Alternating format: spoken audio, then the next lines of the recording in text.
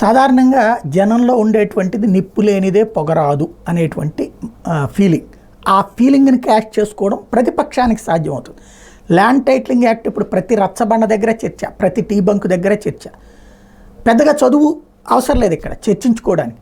హడెవడరా Telugu Desam, Janasena, BJP వీళ్ళందరూ land titling అంటే నొక్కేస్తాడరా భూములన్నీ, వాళ్ళు అసలు పరమ దుర్మార్గులరా అని వీళ్ళు.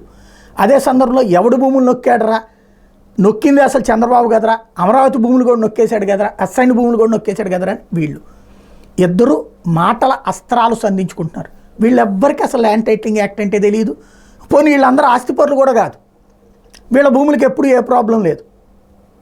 ఇలాంటి చర్చలు మాత్రం ప్రతి చోట జరుగుతున్నాయి. ఏంటి అంటే మనం మీడియా ప్రభావానికి ఎంత లోనవుతాం అంటే ఇదివరకటి రోజుల్లో ఎక్కువగా ఉండేది, ఇప్పుడు మీడియా ప్రభావం తక్కువైంది. కాబట్టి ఇప్పుడు ఫేస్బుక్లు, వాట్సప్లు, యూట్యూబ్లు వీటి ద్వారా తీసుకొస్తున్న ఈ ప్రచారం అన్నటువంటిది పీక్ స్టేజ్లో నడుస్తుంది.